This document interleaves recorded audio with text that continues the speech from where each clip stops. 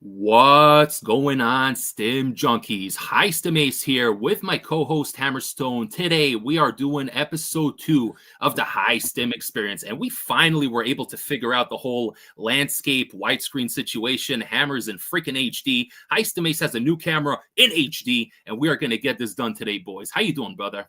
I'm doing great. We're on opposite ends of the spectrum today.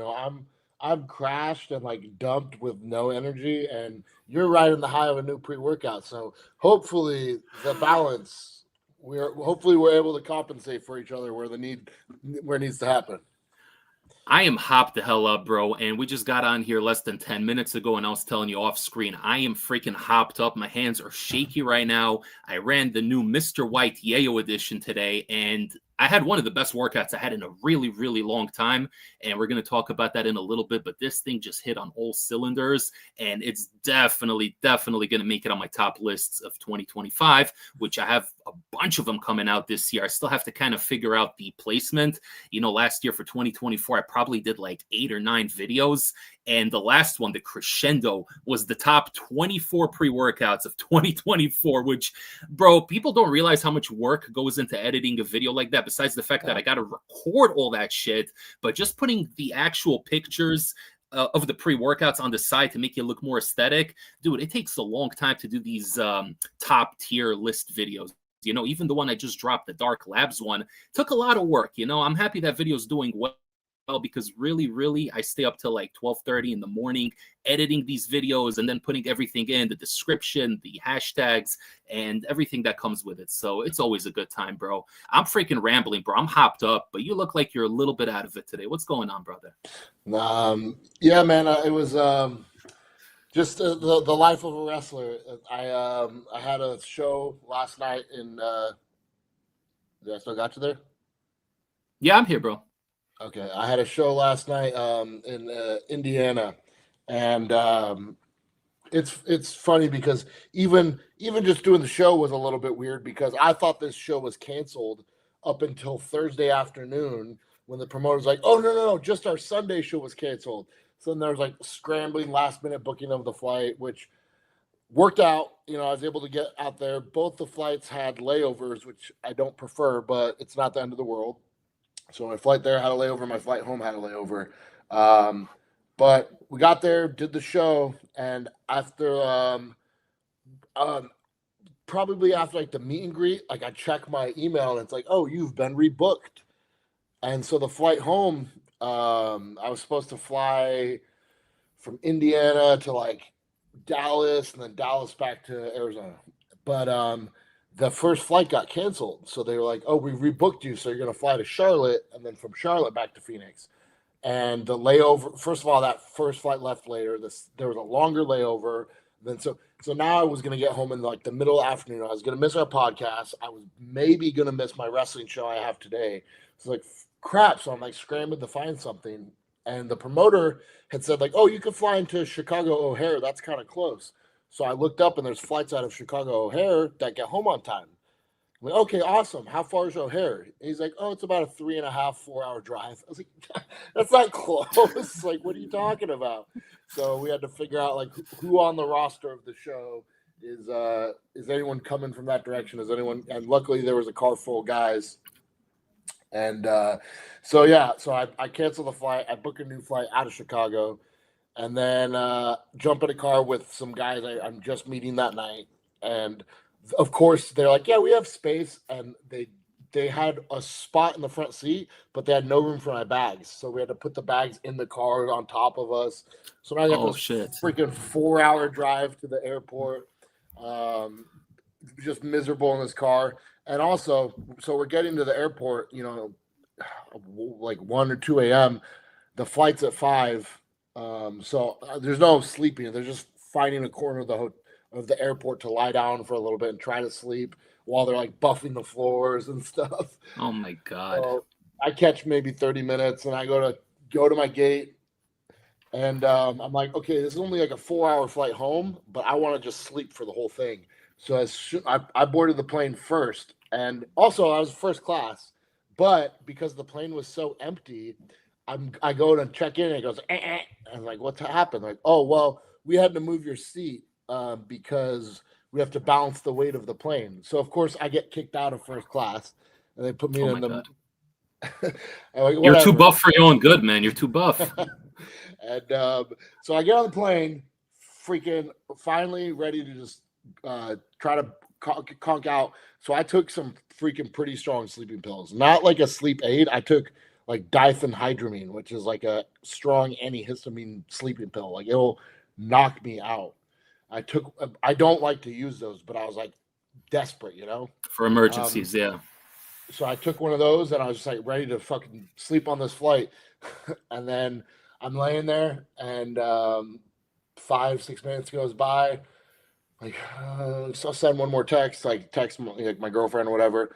I'm like, why aren't we taking off? And then the captain comes on. He goes, all right, so ground control just let us know there's a little too much snow on the floor. So we have to, they're trying to, clear the runway, but we don't know how long it's going to take. So we're going to go ahead and deplane you guys. And I Oh was my like, God. get off the plane, go back in the, took maybe another hour, 90 minutes, and then they put us back on the plane. We finally took off and got home, and then pretty much got home, ate some food, took a shower, and now I'm here. God bless you, brother. God bless you. I don't think most people realize when it comes to pro wrestlers, when they travel, people just think, oh, they get on a plane, they get there, then they come back home. There are so many different situations that arise. And especially if you're on the independent circuit, the way you are, and you're booking your own shows and you're going to so many different shows, it's always a pain in the ass to navigate. I can't even imagine, bro. I've probably been on a plane less than 20 times in my entire life. And I freaking hate flying on planes. I'm 6'4". I have restless leg syndrome, and there's always a kid kicking from behind and somebody who's obese in front of me leaning all the way back. And I'm sitting there like this, freaking anxious as hell.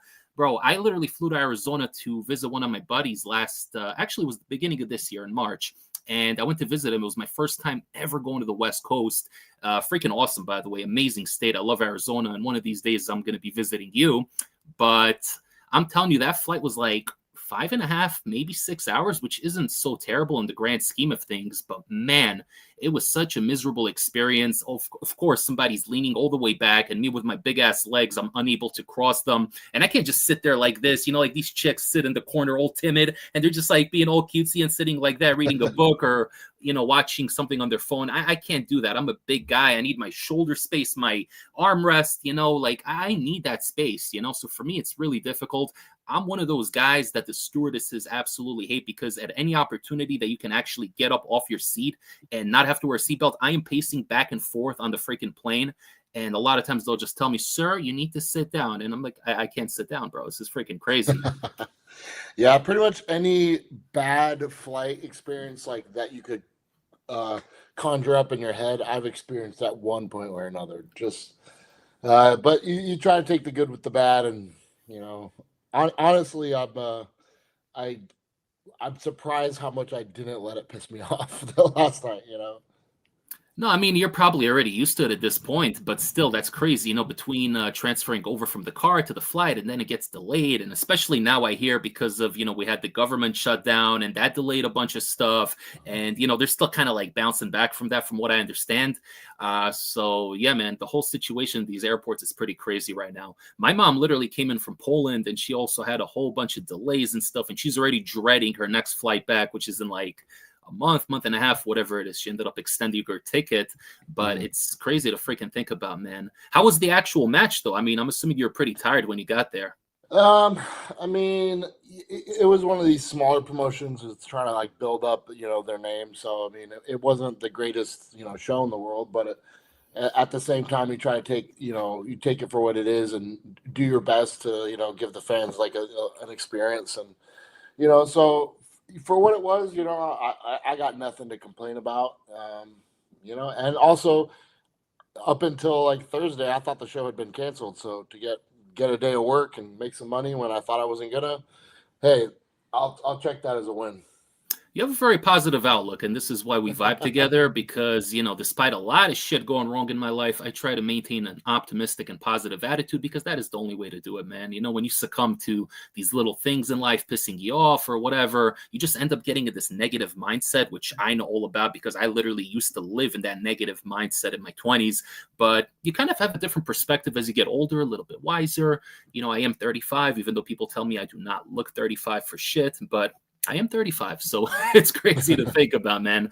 But I'm hopped up right now, and I think we really need to discuss the pre-workout I ran today. So what we have here is the all new Mr. White, the Yayo edition, and you guys best believe I'm going to be reviewing this one really soon. Probably going to run it again Tuesday evening after work, which probably isn't the best idea because this shit's going to have me awake for hours. But I'm High Stim Ace. That's the way we do it on the channel. Only High Stim Ace is going to take freaking crazy pre-workouts at 6 p.m. and then pray and hope for the best. But I feel freaking incredible right now. Obviously, I feel like I'm very talkative. I feel like I'm very hopped up right now. My hands are like a little shaky at the moment. But it's funny because when I took this one here, and this one has DMHA, right? Let me see what the dose is. It says Jugglin's Regia, but I'm telling you guys right now, spoiler alert, this definitely has the yum-yums, okay? So Stimmy Willy, delayed urination, the whole shebang, you're getting that in here. But let me see how much DMHA. Jugglin's Regia, right? 300 milligrams of DMHA, and then they got 3 milligrams of Alpha-Yo, right? So those are the two stars of the show. And, you know, in a lot of pre-workouts, when they combine the good DMHA, the one that gives you the stim dick and the head high and all that stuff, the euphoric DMHA, but then they also combine it with the Alpha-Yo, sometimes it's like a struggle which way the pre-workout's going to go, right? Like with the Dark Labs Barbarian they did, and that one ends up definitely going more to the aggressive side. And I could probably say the same for the new Legit Pre. But this one really was kind of down the middle. You know, it hit, by the way, in like 7 minutes, bro. 7-8 minutes. I was already flying, dude. I was on my bike to the gym and I was already flying, feeling amazing. The DMHA warmth, you know, the feeling around the eyes just felt incredible. And then just like 1-2 warm-up sets in, the Alpha-Yo started kicking in. That burst of energy came in like a second awakening, and it was great. But during the workout itself, there wasn't any point where I felt like tweaked out, you know, like I did on the new Wrecked and Rage, where I'm just so hopped up and I don't know what the hell to do with myself. It was perfectly capped out. It was so balanced. And like, yeah, I did have a little elevated heart rate, a little bit of a droopy nose. You know, I still have the droopy nose going for a little bit. But those Alpha-Yo side effects didn't hit me until like after I came home from the training, which is weird. But I feel very productive right now. I feel like I can go run around the block and probably still get in a couple of calisthenics sets, man. I feel freaking amazing. You gotta try this pre-workout, man. Do you have this one coming in? It's supposed to be coming in. It's I didn't particularly order it, but I made an order that qualified for a free product, and I requested that be the free product. So it's not a guarantee that it's going to show up, but I hope it does. And honestly, I forget what the flavor is. The red one, I think it might just be fruit punch. Fruit punch. Which is funny because fruit punch used to be a super common pre-workout flavor, and it's kind of almost become extinct. Like it was like everyone had a fruit punch, and now it's actually really rare to see a fruit punch. But I'm actually hoping I get that one. Not just because like I think that flavor is good, but I think that red tub looks so freaking sick. It looks just so freaking awesome. I just want that artwork on my shelf. No, it is really, really cool. And it's funny, you know, you mentioned that right now about the fruit punch. I never actually thought about it, but now that you mention it, I've been noticing less and less fruit punch. It used to be like one of the default flavors for pretty much any brand. They always by default had a fruit punch flavor. And now that I'm thinking about it, it's become kind of more of a luxury type of flavor. I never even thought about that. I always liked fruit punch because it's the one flavor that's hard to screw up. So even if there's a lot of stims in there or whatever, fruit punch is fruit punch. You know, it's kind of like chocolate protein. You have to go out of your way to screw up a chocolate protein. Obviously, when it comes to the intricate flavors, then yeah, there's a lot of room for error. But when it comes to pre-workouts, fruit punch is usually the safest bet, as well as blue raz. Even though there was one time I took a blue raz and bro, this thing was freaking gnarly, man. No illicits in there either. It was like a daily driver, which really shocked the hell out of me, man. It was freaking terrible. And these guys, I'm not going to mention the name of the company, but they're always talking about how great their flavors are and whatever. And I'm like, listen, the pre-workout was decent. It was good for a daily driver, but that flavor was freaking rough, man. And there's nothing in there that warrants it being rough. There's no Alpha-Yo, there's no synephrine, definitely no DMHA or Raya, nothing like that. So I was very surprised, like, why the hell is this so freaking disgusting? But they told me, oh, people love the flavor. Yeah, that's them believing their own BS, I guess. Yeah, for sure. My last two illicit runs were really rough, not because like the workout experience was so bad itself, but like I rarely ever get like sick and nauseous from supplements. But these 2 days I did. And one of them I will say is completely my fault because it was my first day running the Coca Labs Doomsday Destruction. Ooh. And I had opened it and it was I've just recently started training fasted in the morning. Over the last couple of weeks, I was pretty tired, kind of out of it. Looking at the tub, and I'm reading over the label, and it's like it says 17.8 gram serving size, 25 servings per container. And somehow, as I was like getting my other stuff ready, because I was gonna pour some other stuff in it, like for pump or something. Um, my brain had held on to 25 instead of 17.8. So it's 25 servings. So I poured 25 grams, which is Oh essentially shit. a serving and a half. So which still shouldn't be that crazy because it still was like sub 500 caffeine, 300 DMHA, and whatever. It's 80. strong though. It's a strong Yeah, pre-workout. yeah. And also, I had already put my own added amp citrate in it because Oh Jesus. when I ran Dexter Slice, I ran it a couple times, and the one time I added the amp citrate, it was like my favorite pre-workout experience I ever had. So I'm like, okay, same brand, probably the same sourcing, probably similar experience. I'll add 100 milligrams of amp citrate, and then I'll just run the scoop at the exact grammage. But I messed up, and I ran it like a serving and a half, and I didn't feel that awful during the workout, and I didn't even really feel that awful after the workout until much later in the day. Like I went back to do my cardio, and I tapped like 30 minutes in because I felt like so bad, and then I got home and I just couldn't eat anything. Like I could not eat like anything I was trying. I'd make my food. I'd take a couple bites. I'm like, okay, maybe I could try something sweet, and I'd like make some Greek yogurt and protein. Oh no, maybe I need something salty. Grab a pretzel. I could not get food down to save my freaking life. And then the same thing happened to me the other day. I ran machine, and I don't know if it was freaking because the pre-workout or because I tried stims again later in the day for my cardio, and then the two different things I used just didn't synergize well together. Um, but man, my last two illicit runs have been rough. That's why I'm just like been loving these like Alpha Yo caffeine hitters or like just the really high end daily drivers because you just sometimes they're not as fun in the actual experience, but they're very predictable. Yeah, you don't have to worry about possibly passing out in the gym or puking or whatever. I'm trying to remember. I'm trying to remember what was the last experience I had that was really, really bad. I feel like there was one I had not too long ago that was terrible. Oh, right, the DMHA capsules. Right, we Yep. spoke about that last week already, bro. Man, that was freaking scary, bro. But we actually Yeah, sold a bro. bunch of them. Yeah, those boys are strong. And it's weird because I think the best way to run those that I found is um, just one cap with a pre-workout that already has DMHA that you want to kick up a little bit. Because like one cap of those is fine, but if you start doing two or three, it's like immediately like they bring their own weird sense of like nausea and they just last forever. So It's it's like intense. It's an intense it's an alternate. experience. Yeah.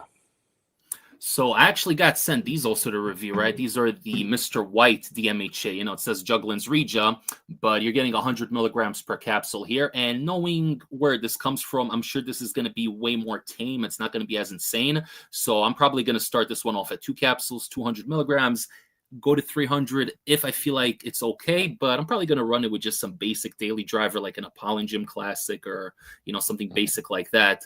But yeah, those other ones were freaking crazy, man. Honestly, I haven't taken them since that experience. I'm kind of scared to run them again because that was nuts. And when I did run it at 2 caps, when I did that morning workout with the calisthenics, with that Accent Sledge pre-workout, bro, I went to work after that. I was hopped up. I was wired for the entire freaking day. It was like a 10-hour experience, So it's crazy. It almost feels like it's not DMHA, like maybe it's something else in there, but your method actually makes a lot of sense. Just take that one capsule, stack it on something high stim, DMHA, no DMHA, or I, or whatever, and just freaking write out that buzz. It's almost like an amplifier kind of experience. That's I didn't think of it as like a standalone stacker. I thought of it as like you said, an amplifier to something that just like needs a little bit of edge, like not trying to make it its own edge.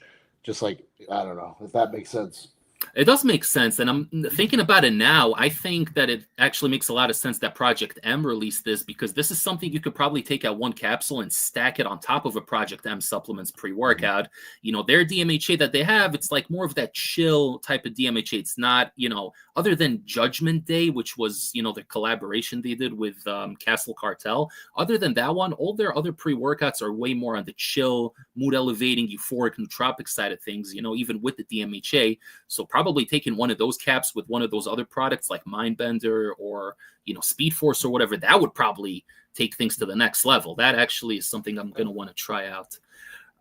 You touched upon Black Friday earlier. You said you made an order and, you might get that extra pre-workout in. What else? You got anything interesting on Black Friday? So let's freaking pull it up. So not only did I freaking score on Black Friday, but, we're blessed to have like a couple different brands that, from time to time will send us some stuff out. And for some reason, I just got bombarded with brands. So Madhouse hit me up and they said, we're going to restock you. They got all their proteins coming out. They got their pump coming out. They got their aminos. A really cool brand, Cement Factory. AJ Sims is a bodybuilder and he has a brand called Cement Factory or Cement Sups, but they're like mostly like more like bodybuilder health centric. Like they have like a gut product, a hydration product, but they also have a fat burner. Like they're sending their whole line. And then like it's funny too because before I made my Black Friday order, I talked to you about like different like proteins to look at, and you were telling me a couple, and I finally ordered one and added one to my order. But then Huge Supplements was like, "Hey brother, I love the content you're putting out. Is there anything else we could throw you? You want to try some of the proteins?" I was like, yeah, I wish I would have known that, but besides that, let's see the big order I placed. So there was some stuff I just had to re-up on, like freaking the Molotov by Apollon, which is I was really annoyed with because I know the new formula is going to be out in just a couple weeks, and even when I posted about it, Robix like new formula is dropping. I was like, hey, well, I want it now, so I'm going to order the current one, and then I'll get. But bro, same here. I ordered it also. Pre-workout wise, I got the Magico by Extremis, so not the El Jefe Neuro, just the Magico Nootropic. I got the new Devastate pre-workout, their limited edition one, that one that people were complaining about because there was like 15 servings at the full dose, but that's just like a super cool premium daily. I got Psychopath from Insane Labs, which I'm super excited about because I love Psychotic Saw is one of my favorites. I got the Infinus Ultra pre-workout, and then the Temu Venom. They have the Temu Venom on NutriCartel? Yeah, but they don't list it. You have to search it. If you go to the pre-workouts, it's not anywhere to be found. But if you search Venom, it pops up. Same with IRA and maybe one more, maybe like Force of Nature. But they might list Force of Nature actually.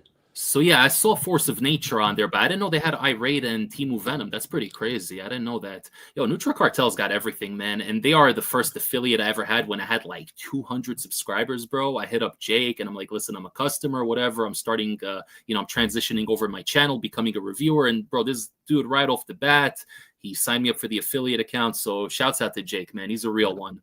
Freaking love NutriCartel. The freaking best retailer. And it's like, they're awesome too because they're like the communication side of things. Like you're like, hey, do you have this flavor of this? Like, no, but we'll be ordering it at this time, so come back and we'll like.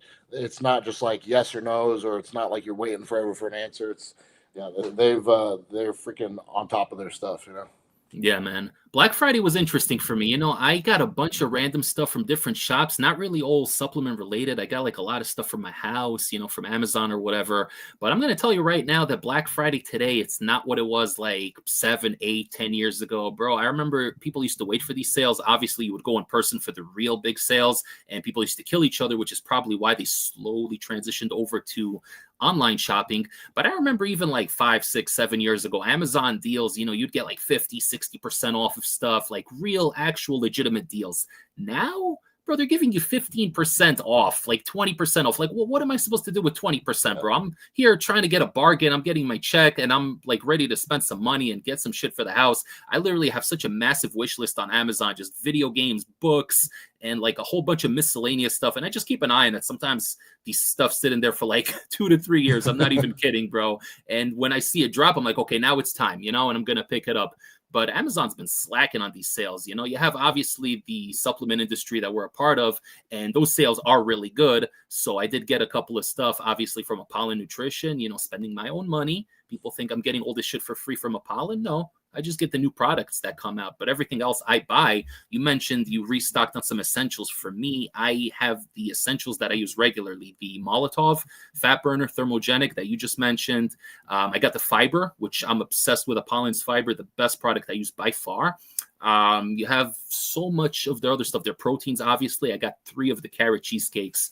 Freaking, dude, that one's so crazy. I don't know how they do it. When it comes to like these exotic flavors, like all these insane flavors they do, Dubai chocolate, marzipan, the cheesecake flavors, they have a blackberry cheesecake and a carrot cheesecake. I don't know how the hell they do it, but it feels like I'm cheating on my diet when I'm not. This stuff is so freaking delicious. I'm trying to get you on the Apollon proteins. I know they're not cheap, but they're so freaking good, man. Yeah, man. Protein's just one that I used to use so much protein powder. I used to probably do 3 protein shakes a day, and each one would have 2 scoops of protein. So you're talking about 6 servings, 150 grams just of my protein from powders. But like as I got like more into the bodybuilding lifestyle and more like actually like eating good meals all day long, I would only do like a protein shake after workouts. And then in the last like year or so, because I used to be a really small guy and I struggled with putting on weight, and I force fed to get up to like this bigger size.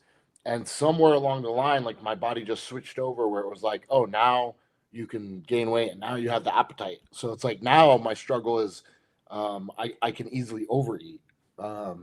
So if I finish my workout and I come home and like what I was doing was like a protein shake, and I'd pour in like some cereal, and I would eat that. I'd be hungry again in freaking 15 minutes. So I switched over to like doing like just whole foods for almost everything, like chicken breast and rice, or chicken breast and potatoes, or even like my post-workout meal, just because like the protein would just not satiate me. So now if I do use protein powder, it's like just as a treat. Like I'll mix it in with like some yogurt and throw in freaking chocolate chips and some frozen fruit, and it's like a big old ice cream bowl at the end of the night. So it's not really like, I don't do a lot of protein shakes, and like so when I buy a tub of protein, like I probably have the same ones I've had for like 6-7 months right now, because I'll rotate through like, well, what flavor do I want to try tonight for my treat, Yeah, man. Flavors came a long way, just as our friend over here, Josh Swaney, said that flavoring system have come a long way in the past 5 years. 100%, man. I remember I used to literally pick up the cheapest option on Amazon. It was the the muscle milk whey protein. So they have the regular muscle milk, which you can get at like any store pretty much. That one tastes really good, but the macros are complete garbage on it. It's like almost 400 calories for like 25 grams of protein. It's pretty terrible.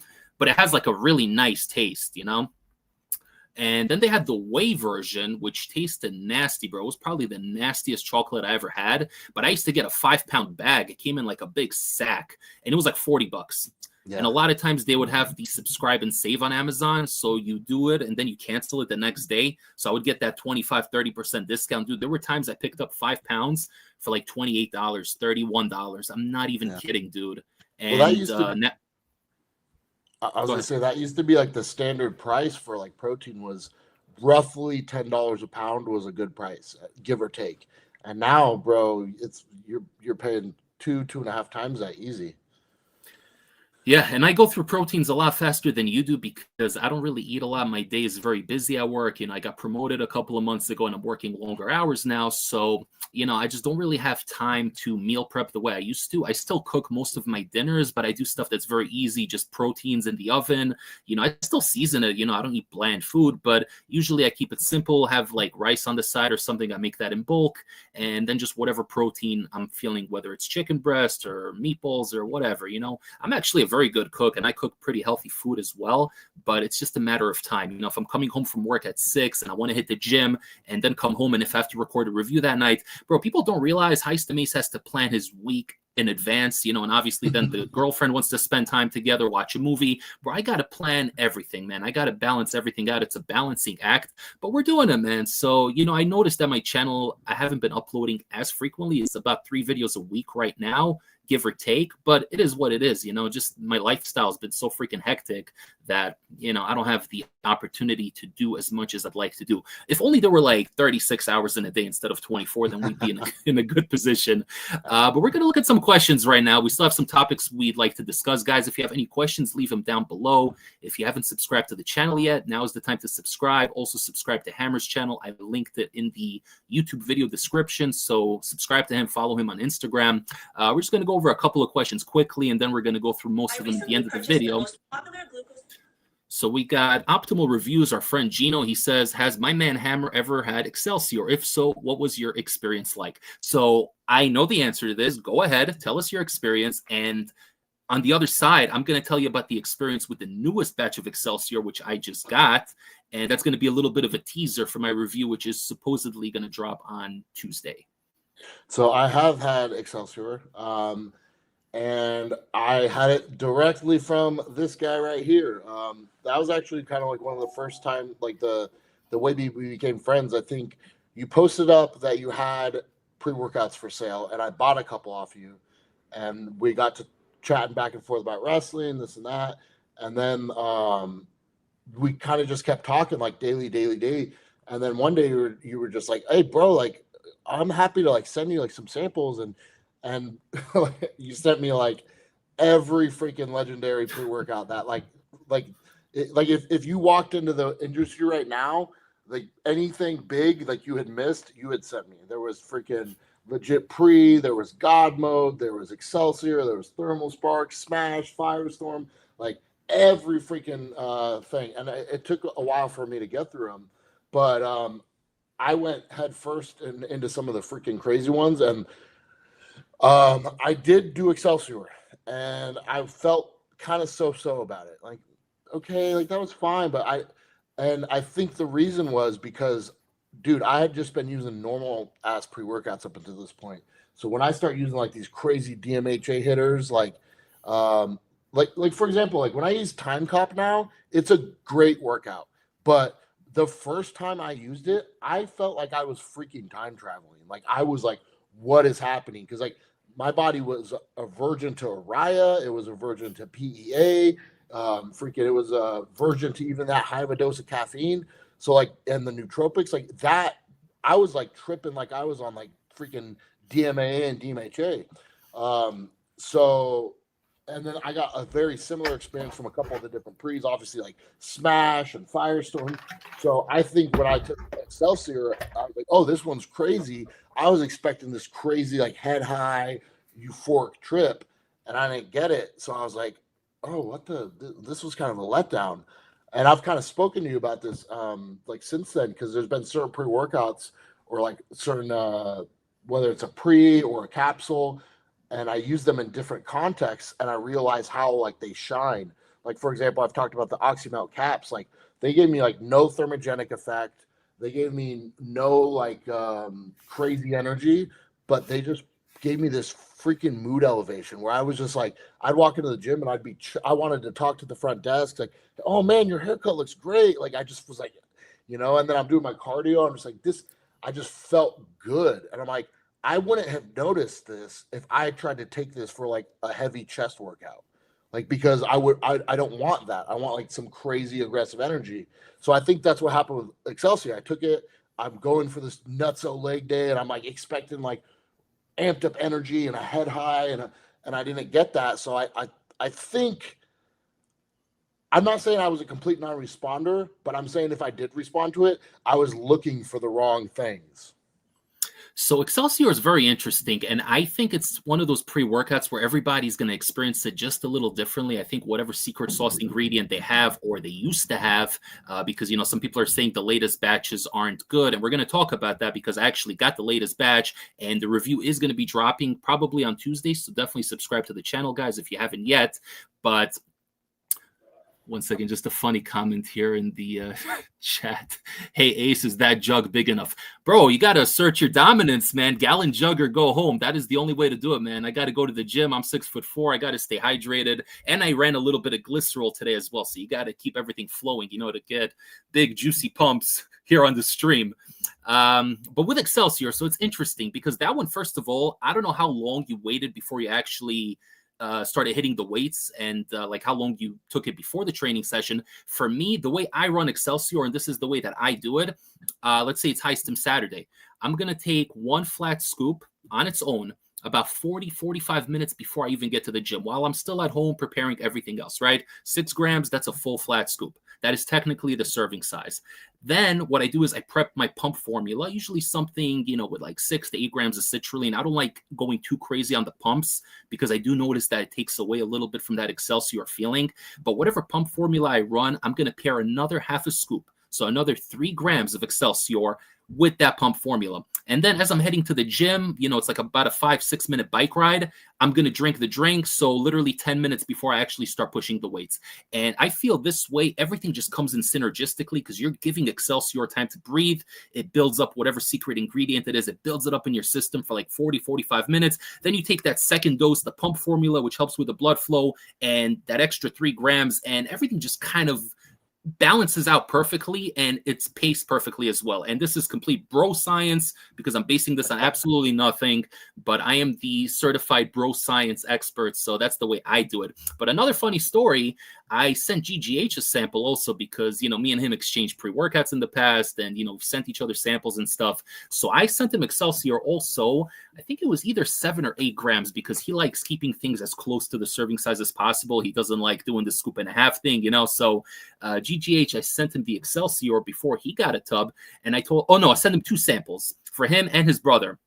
And I told him, I'm like, listen, when you guys take it, wait like 30-35 minutes at least before you start. Don't chug it and then start training because you're wasting it. And literally that is what happened. He was texting me on Instagram and telling me, you know what, my brother Shelby, he's eager to get going. He's here. We're in the garage gym. It's been like 8 minutes since we took the drink and he's itching to go. I'm like, listen, I know you do your stream, you go like an hour or whatever. I'm like, just wait. Tell him to wait at least another 15 minutes, you know, at least give it 25-30 minutes before you start. And he's like, listen, my brother's eager to go and we're just going to start. And I tuned into the stream and they seemed like they had a good workout. But then he hit me up hours later and he told me, man, as soon as I stopped training, this thing just started hitting. That nootropic focus, that feeling where you just feel super confident and extroverted and all the other magic that comes with Excelsior. He's like, I felt it after my training session. I'm like, listen, Ace told you, man. Ace told you the way to run it, but it's what it is. So Excelsior is a very, very interesting and varied type of experience. I'm on my last tub of 726, which was considered to be the latest hitter batch. And, you know, they have 2 different places you can get Excelsior from right now. Obviously, Predator Nutrition, which people are saying that batch is garbage. Literally everybody on the subreddit's talking about how bad it is, and they're still charging like $130 for it. But then you also have the other connection right here in New York City from our good friends over at Eva Supplements. And this here looks the same as the Predator version, right? Nothing looks different on here. And this is the 928 expiration batch. And again, guys, subscribe to the channel because I will be dropping an updated review for Excelsior probably on Tuesday. I want to probably run it one more time. I already ran it 3 times so far, but it's good. Spoiler alert, just the short version. It's good. Is it as good as 726? We're going to discuss that, but it's definitely good. And it leads me to believe that there's 2 different sources for Excelsior. There's the Predator Nutrition, which I think they make in-house in the UK because I think they actually own Imperial Nutrition or at least like a part of it. And then you have the one here in New York City, the remnant, the holdover from Eva Supplements, because Eva's goes back to 1996, 97. And they had a lot of connections with a lot of these early manufacturers like Muscle Tech, like Innova Farm. What's the other one? Driven Sports, right? The one that makes Craze the OG, and obviously Imperial Nutrition. So I think whatever like remnant, leftover relic they have going on, they still have that connection because it's obviously a different experience than the Predator batch. So a lot of shady shit in the pre-workout industry, man. Nothing new there. Yep. That's never going to change, but we don't want it to. Yeah, man. What's a shady pre-workout you ran recently? Maybe something you ran like in the last week and a half, something that's like underground that really made you feel special. I know you ran that machine recently. I saw your machine review actually today. I watched it. I did. I gave it a couple tries, and it's one of those ones where I'm like, okay, so there were some people who was like, oh, dude, this bunk, it's just another DMHA pre. I'm like, no, it's not. It's not. I know it's not because,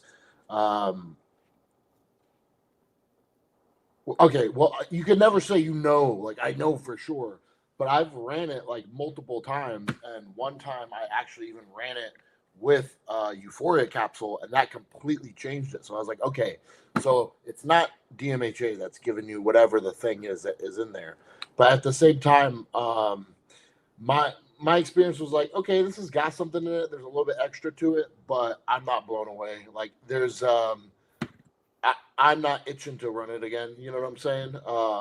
But that's the thing with these ones because it's like, does the manufacturing change at some point? Is it certain flavors have the because like there's people posted and like, oh, I have the white lid machine, the white lid one, or I have the ridged lid one, I have the smooth lid one. People are like, oh no, the grape flavor is the good one, but the rocket pop one doesn't. So it's like it's like such a freaking pain in the butt. Like that's why I'm like, it's fun, and I always say we get the FOMO with these pre-workouts. Like, why do you need another one? I was like, I don't need another one, but we're always scared that the one we don't pull the trigger on is going to be the one that goes away, and we never got to try it, and it's going to be the one that had like the secret, like that we were going to respond the best to. Like at the same time, you pull the trigger on all these ones, and like it's a gamble because like half the time, they do like have inconsistencies, or it is an ingredient that you don't really respond well to, or whatever the case may be. So it's like it's a crapshoot, That's why like when I was like first getting into these crazy pre-workouts, like I was so freaking excited and amped and like I wanted to find the weirdest, craziest stuff. And now when I'm like, a company comes out with like a really solid looking like daily, I'm like, I can't wait to get this, it's because I was like, I know it's going to be productive. And at the end of the day, like I'm never disappointed with the pre-workout. Like I don't need it to get me freaking high. I don't need to feel hopped up. The only time I'm mad is if it messes up my training session. Like if it negatively impacts, like it doesn't have to freaking get me high, happy dancing and having like the most fun I've ever had.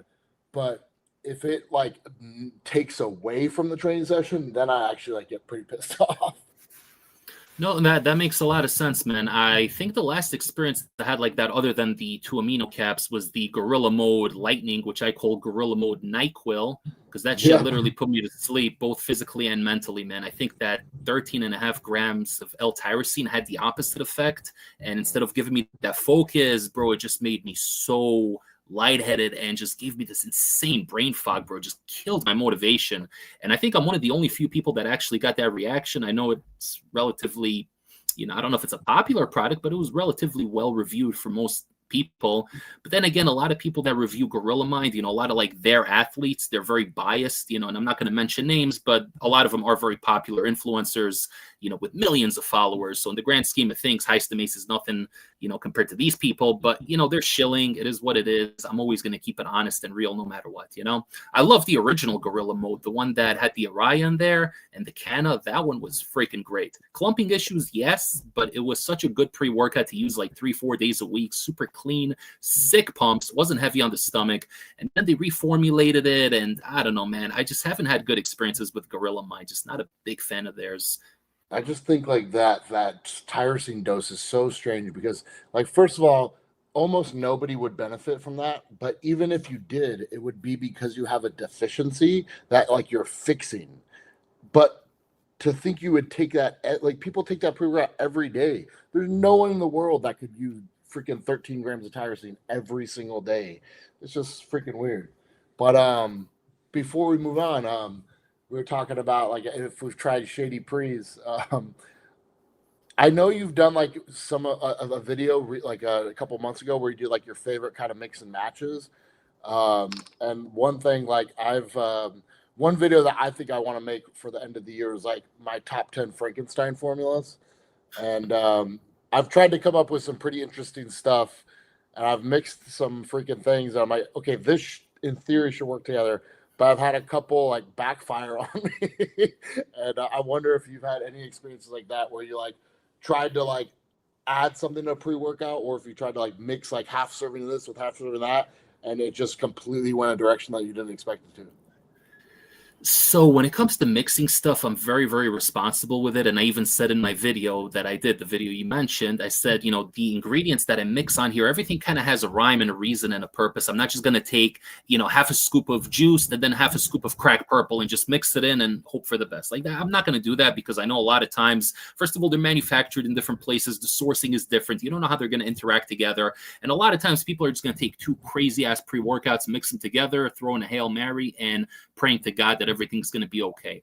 I like supplementing pre-workouts, you know? So again, if I'm running an Edge of Insanity, which is already great on its own, you don't have to stack anything. But if I do add that one capsule to it, a Varia Genesis or like a DMHA capsule to it, it elevates the experience. And then if I want to really get crazy with it, add a little bit of a thermogenic, whether it's Molotov or whether it's a little bit of liquid carnitine. So everything kind of supplements each other, right? So everything I do has a rhyme and a reason, but you're asking me if there's ever any time I just mix shit for the sake of mixing it.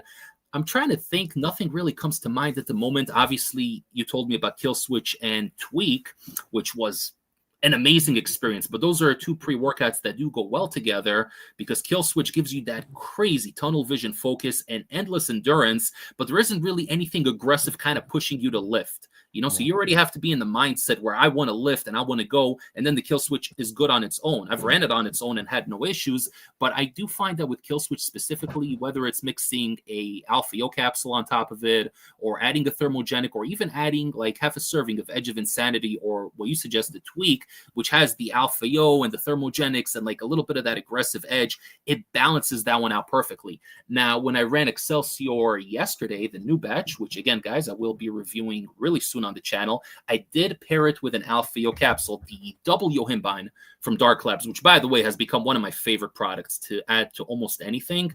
It's freaking amazing. 9 milligrams of yohimbine, 1 milligram of Alpha Yo. I know some people get terrified just hearing 9 milligrams of yohimbine, but I'm telling you guys, nothing to be afraid of. It's smooth, but it does the job. It just gives you that extra edge, that aggression. It gets you a little bit more hopped up, and it synergizes super well with whatever pre-workout you mix it in. That one's just incredible. I'm going to look at a couple of questions on here because it seems like we have a lot. And I know that you said you have to be at another show tonight, right? I do.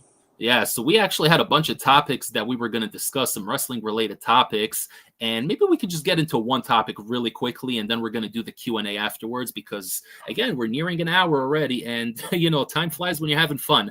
But you mentioned to me about John Cena's retirement. Now, I know a lot of people know who John Cena is, whether you're a wrestling fan or not. The guy's in movies and just, you know, in mainstream media in general. He's one of the few superstars that superseded the business, just like Hulk Hogan, just like The Rock. You know, John Cena's kind of on that level where he's in the mainstream culture and everybody knows who John Cena is. You can't see me. Oh, he's invisible. You know, the memes never stop. So he's an icon no matter what.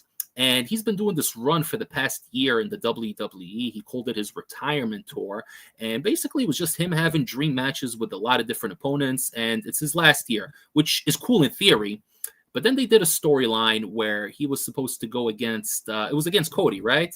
Against Cody Rhodes. Yep. Where that whole thing with The Rock happened. And they were building a whole storyline about him joining The Rock, and they're going to be the heels, a.k.a. the bad guys in the storyline.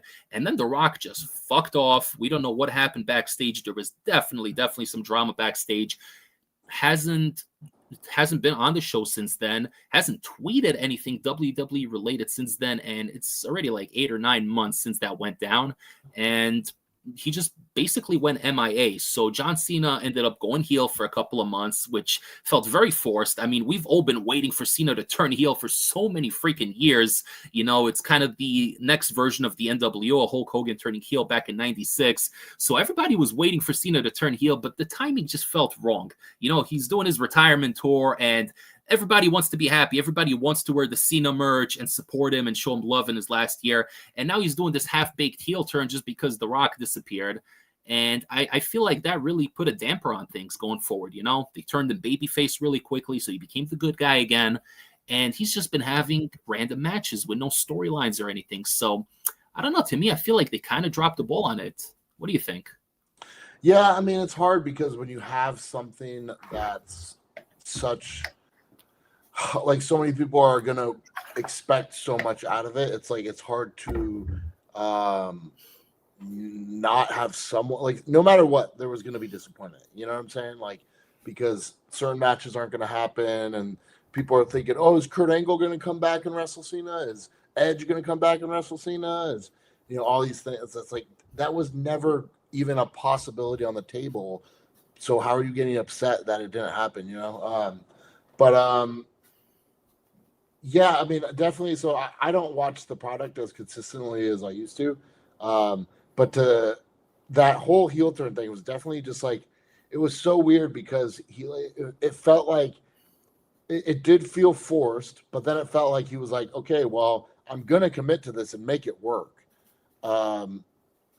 So like he like went all in on it, and then it was just like never mind, you know, at like a certain point, you know, like I remember when like Austin turned heel, it was like the fans, like they were like, no, we love Austin, we're not gonna completely, but like he was like, I'm going all in on this until I get some freaking heat, you know. And then like even when he didn't get heat, he became kind of like a funny bully type of a heel, like, so at least he like stuck to what he was doing, you know. Yeah. So the Cena thing felt kind of strange, but you know, now we're at the point where it's like the freaking end of it, and we're gonna see the last ever John Cena match. It feels weird. I'm going to make a prediction right now. I think in 2-3 years, he's going to come back for a 1-off or maybe a 2-off. I for sure think he's going to be back at some point. I highly doubt this is the last time he's actually going to wrestle. But to me, just the final opponent makes no sense. You know, I mean, I like Gunther. He's an up-and-comer. You know, he was the world champ. But I don't know, man. There's just something about Gunther that's lacking. I feel like maybe he doesn't have enough charisma. Like, he's a great wrestler. He's a 10 out of 10 wrestler. But is he a superstar? I personally don't see it that way. And, you know, I could be wrong. People can disagree with me. I'm sure he's a great guy. But in terms of, you know, seeing it on TV, I would expect his last match to be something crazy. I'm actually really surprised that maybe you can help me out here, because he had that match with Brock Lesnar a few months ago, which, by the way, barely any build to that match. You're just supposed to kind of go in and say, oh, okay, they have history together. So, you know, let that be the storyline. But little vignettes or something would have been nice. But either way, he had the match with Lesnar, got destroyed in that match by Brock Lesnar. And I was thinking to myself, if this is his retirement tour, why would you have him do the job in such a decisive fashion? And I thought to myself, the only way they can go with this is Lesnar absolutely destroys him. Cena kind of doubts himself for the next couple of weeks and has a couple more matches. Maybe goes on like another 1 or 2 match losing streak, but then he gets motivated, he comes back, and the final match is going to be against Brock Lesnar, where he's going to beat Brock Lesnar. That I thought that, you know, it kind of makes sense. Why would you have him lose so decisively and then there's no payoff whatsoever? Yeah, I mean, it feels like a lot of the kind of decisions have kind of been, you know, we talked about this last time where it was like, instead of like the long-term building, they were kind of like pulling the trigger on like, well, this is going to be cool right now. People are going to like this right now, without really much thinking of like, okay, well, what's on the other side of that, you know? And, you know, I think the Cena Gunther thing, I think that's probably Cena's personal choice of like trying to pick someone on the roster that he has respect for and like wants to have like an elevating moment for. But so I don't have the same opinion of Gunther as you. Like I do like think he has like that like superstar-esque quality, but but it's almost because he is everything that isn't that. Like, because, and that don't normally doesn't work in the WWE. So it's almost like he's like this out of place anomaly that like feels so different. It feels special, you know?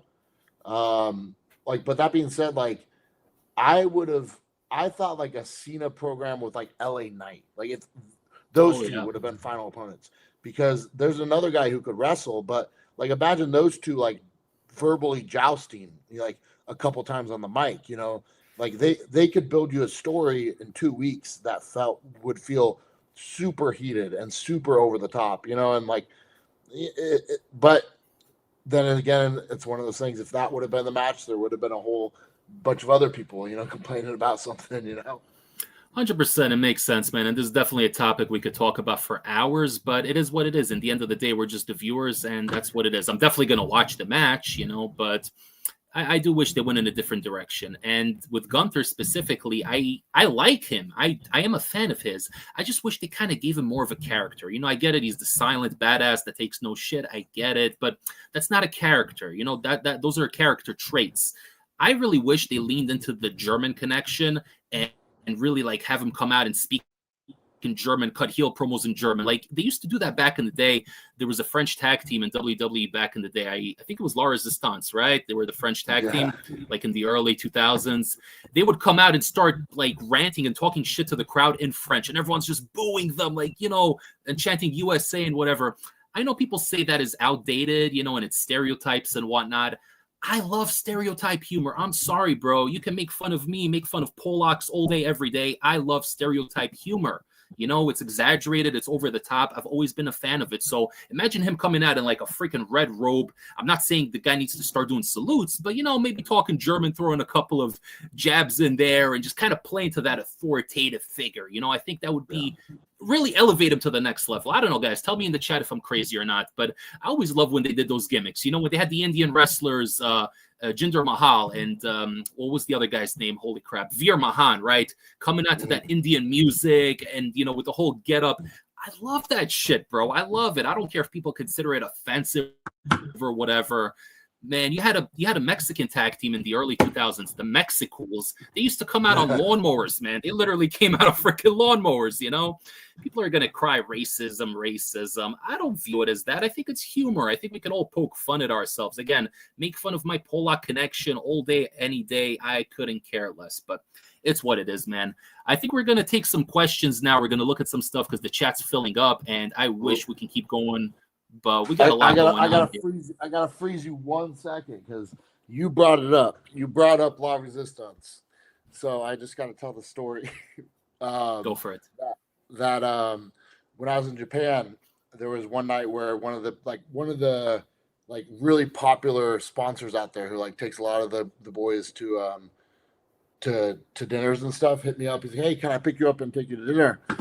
And yeah, sure. And he's like, "It's okay if one more friend comes?" I'm like, "Yeah, sure." And sure enough, we pull up to this restaurant. We come inside, and it's Rene Dupree. And we ended up spending like that whole night together. We went to bars. We got freaking wasted. We were singing karaoke, and oh my gosh, it's so funny because the Japanese, they love to sing American songs in karaoke, but they don't know the words. They just like know the phonetic sound. So like it'll be like coming up on, I think like it comes up on the screen of like how it like should sound, and like they're making like roughly the right noises, but it's like at the same time completely wrong. And so Renee is just all night.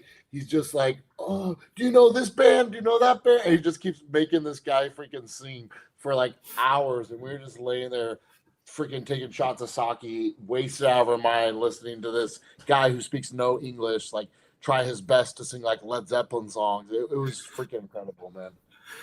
Oh my God, dude, that's so good, bro. That's freaking incredible. I know exactly what you're talking about. I've seen the Japanese Beatles, and they get the sound more or less right, but you could tell there is an inauthenticity to it, Oh my god! It also reminds me, by the way, I'm a big anime fan. In case you guys didn't know, big anime fan here. But a lot of the dubs they did in the early to mid '90s were really, really terrible. Either they were done by some cheap American studio, or they would get the Japanese voice actors to just read the English lines.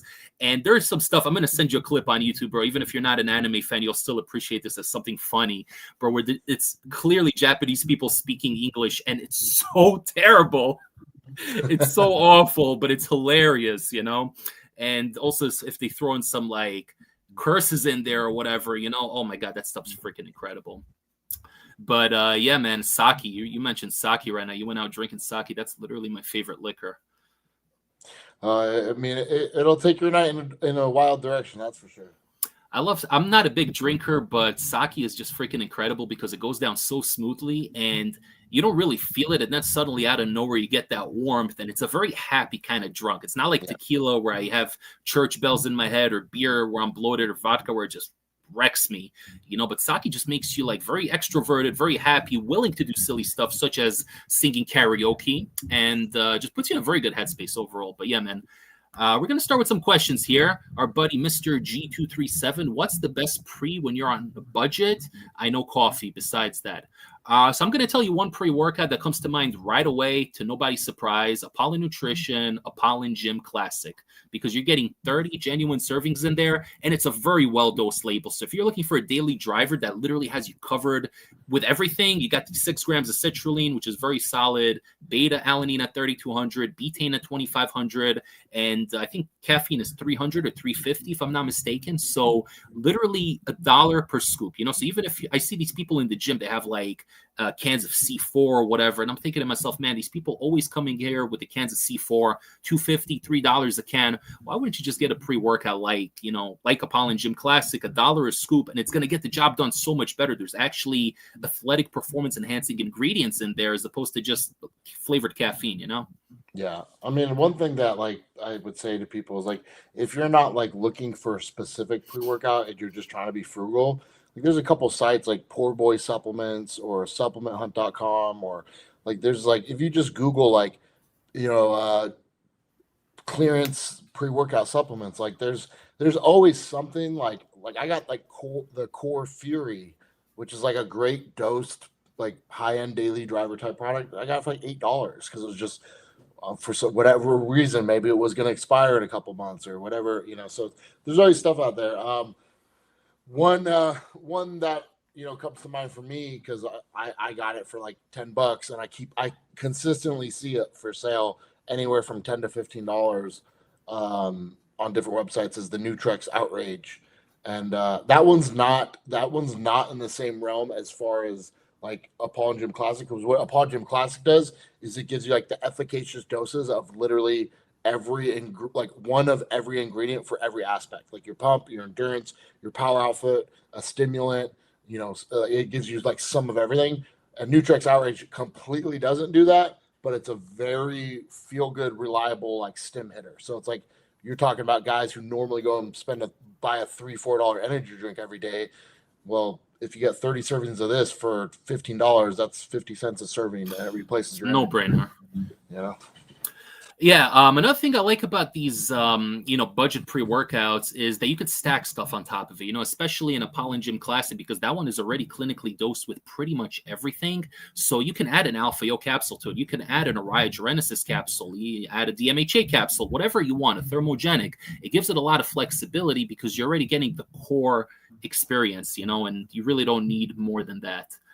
Let's see what we got here. Sup, guys? Have you ran Crack Primal at 2 scoops? It's my current favorite crack pre right now. So I actually don't remember. Is that like a 2 scooper, or is he saying he doubles? He's saying he freaking doubles it. Which, if that was the original formula, that would be insane because then you're talking about a gram of caffeine. But even the current formula with like like 250, like yeah, 2 scoops, you're talking about 500 milligrams of caffeine, which for me is not scary. Like some people like 600 milligrams of caffeine. I'm like, that's fine if it's like like an Apollon product where like Hooligan, where it's like that's because they're just doing caffeine. But if you're talking about 500 milligrams of caffeine and then Crack Primal, which would also mean you're doing another 500 milligrams of DMHA and Alpha-Yo and Araya, then dude, that's just not safe, dude. Yeah, that sounds very dangerous. I'm assuming he's saying he doubles it, but yeah, if that's the case, then definitely be careful because that's an intense experience. So I'm curious when with DMHA. So when I've gone too high with it, I don't get an excessive heart rate. I get like a weird discomfort in my chest. Like, has that ever happened to you? I think that did happen to me, but it didn't have DMHA. It was the original crack reloaded. It just gave me this tightness on the chest, but I thought I was going to get a heart attack. I Uh, hated the original crack reloaded. Hated that one with a freaking passion. We have another question here. I'm going to let you take this one first because I really don't have an answer for this. Most underrated pre-workout ingredient. I don't really. How would you classify something as underrated where people don't use it as much as they should? Maybe. yeah. Well, that so you could go a couple different directions like that. Like the one thing that comes to mind is like, okay, I would say like vasodrive or nitrates because like most pre-workout formulas they just go, okay, we got citrulline in there at 10 grams, but like I think a good like a good dose of nitrates or a good dose of vasodrive freaking smokes citrulline as far as like a pump.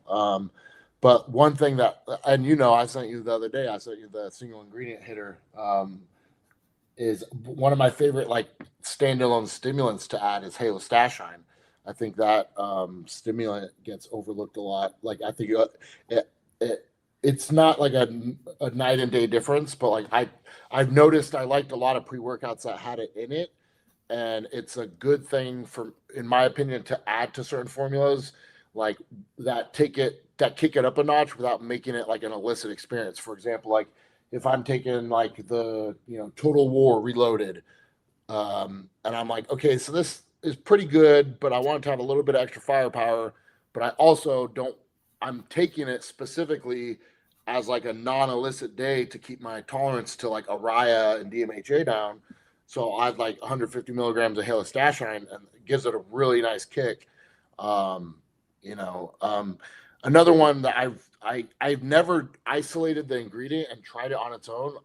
I don't know any places where you could buy it on its own. But it's like the N-methyltyramine. There's Mhm. like Ronin still has that in it.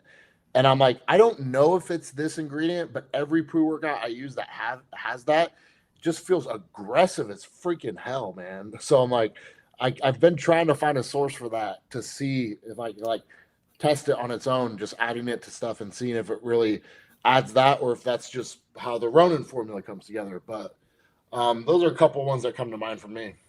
So I actually came up with a few myself, and I'm going to keep it within one category. I think the most underrated ingredients that you can add to any pre-workout are thermogenic ingredients in general. So whether it's carnitine or specifically GBB, or you have like mitoburn, all these thermogenics. And the reason I say that is because people, when they hear thermogenics, they think fat burner, they think, oh, that's for a cut. Not necessarily. You don't need to take thermogenics just if you're on a cut. What I find in my experience is you add even half a serving of Molotov from Apollo Nutrition or Caliente from Extremist Cartel, literally any thermogenic that has those ingredients in there, even at half a dose, no matter what pre-workout you add it to, it's going to add almost like a stimulatory effect, but it doesn't add any more stim. So it's kind of like a bit of a cheat code where maybe the pre doesn't hit you quite as good as you want it to. You can pop 2 of these Molotovs or any other thermogenics, and it will give you extra stimulation, but there's no stims in there. So it's kind of a cheat code. And I also noticed that when you take these thermogenics, I notice on my body, I get better pumps. It could Yeah. be, yeah, I think that's something that makes sense, right? You're sweating more.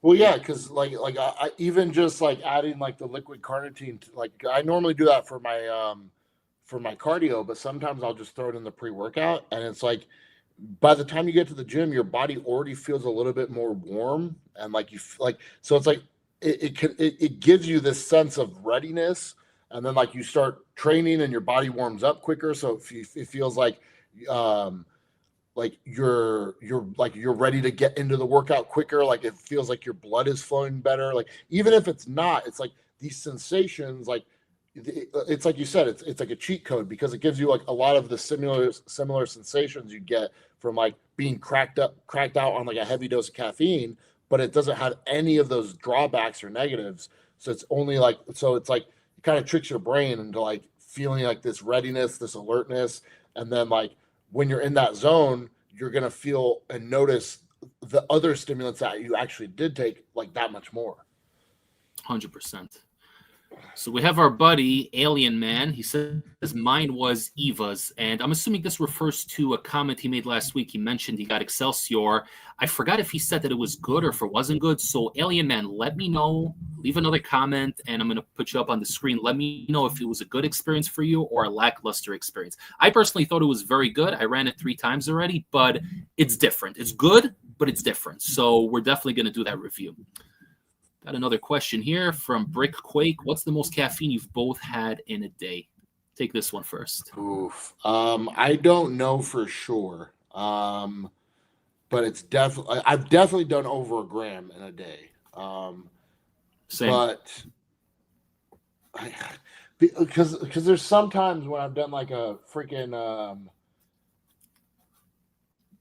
usually I like, so when I train at night, I'll do my cardio, and I usually try to cap my caffeine pretty freaking low, like 150, just enough to like make me okay, I can do a cardio session. But if I took like a lower stim, like a lower caffeine pre in the morning, like something with like 300, I might do another 300 at night, so that's like 650. But there's been times when I do like a pretty high caffeine dose in the morning and like another 300 at night. So you're talking about like 600 in the morning, 300 at night. But it's very rare that I do that. But I know there's been times in the past where I was like,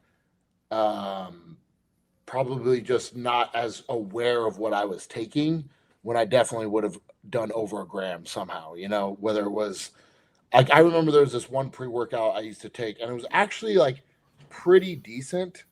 But you had to like take like a lot of it. And the only stimulant in it was caffeine, but it was a MedRx or Metrix, however it's pronounced.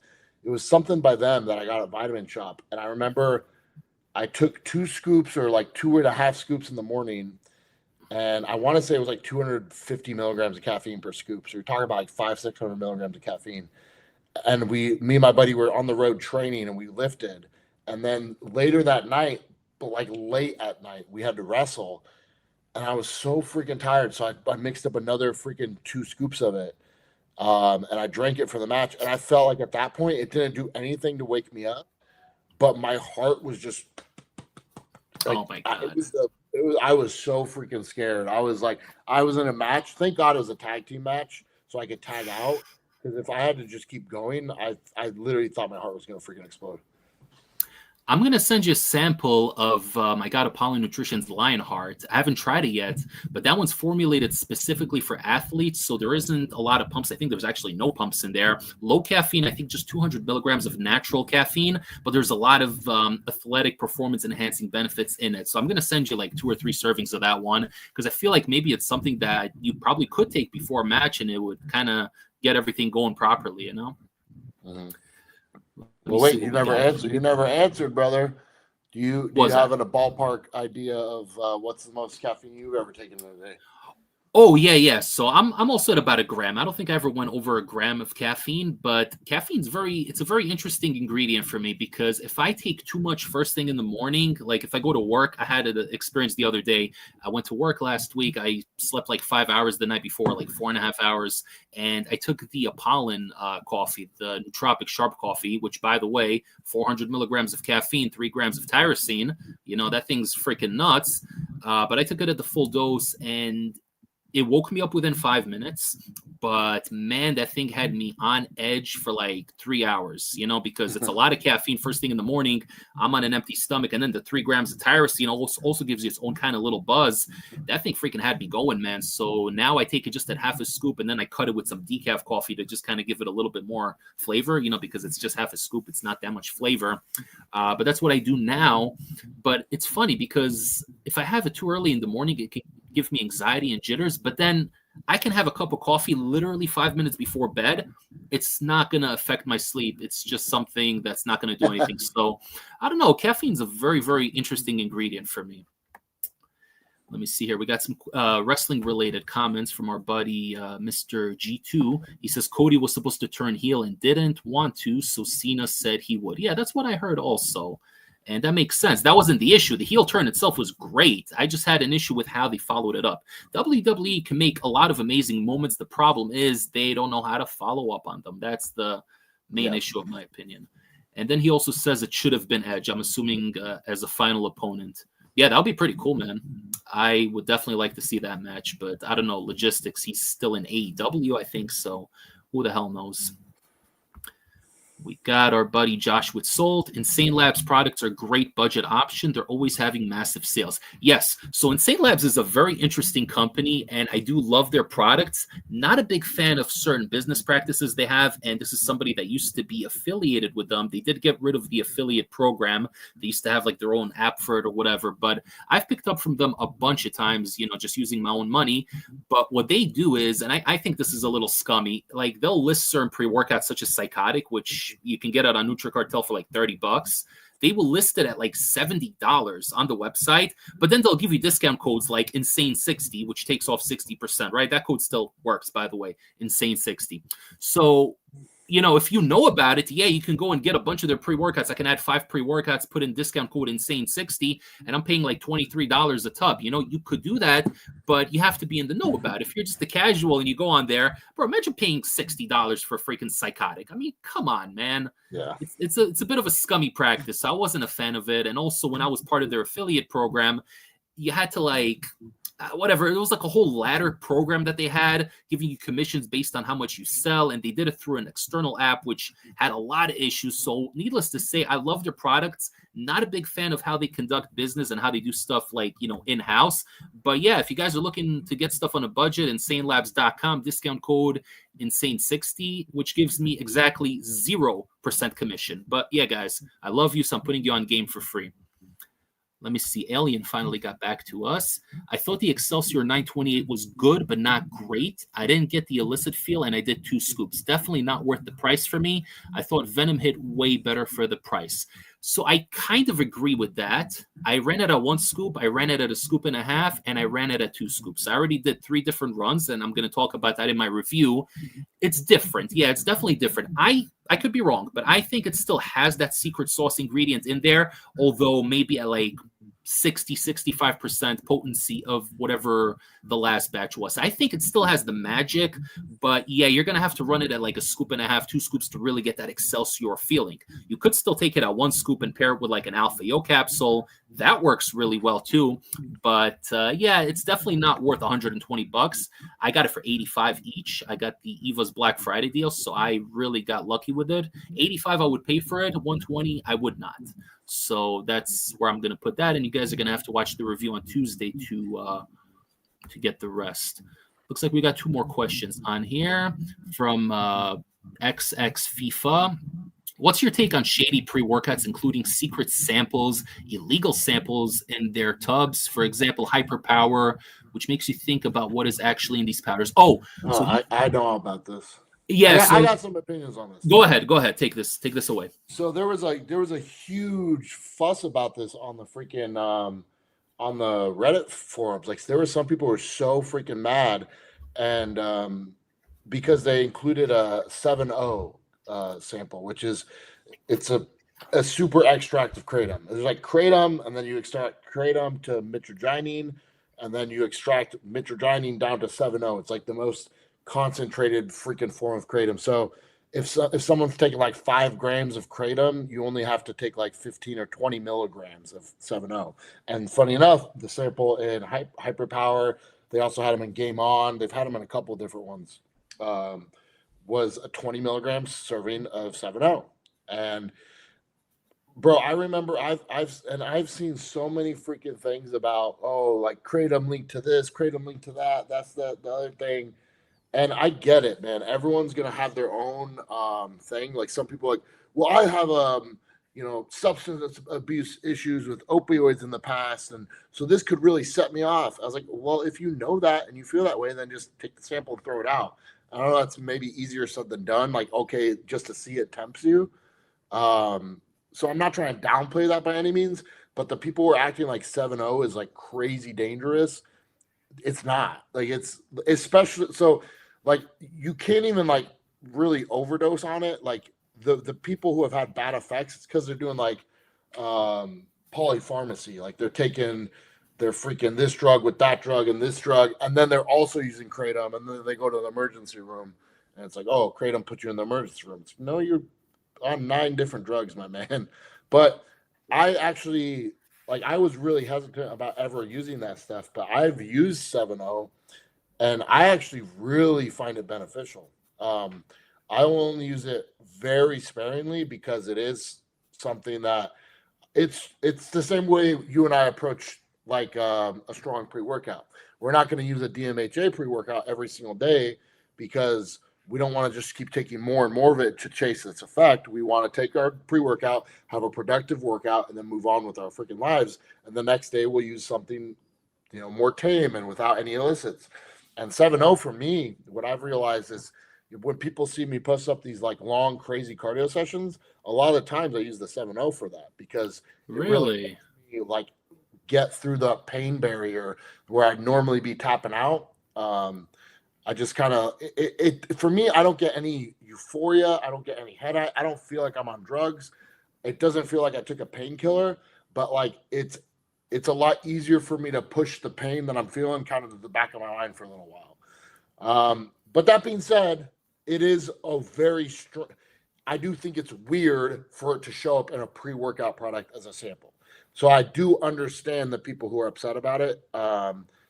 It's out of place, but at the same time, if you take that out and you go, why would they put this in here? Open your trash can and throw it in the trash can. You know what I'm saying? 100%, 100%. And yeah, you really don't know what you're getting in these basement formulas. That's why they're basement bunker formulas, and you have reviewers such as myself and Hammer to be lab rats essentially here on the internet for you guys. So, you don't have to go through it firsthand on your own. So I actually still have my sample. I never opened it. I just didn't want to throw it out, until I did more research. So I have it sitting safely tucked away. I'm probably never going to run it if I'm being honest, but I have it here. I just can't bring myself to throw it out because it's sealed and I just feel, like I'm being wasteful.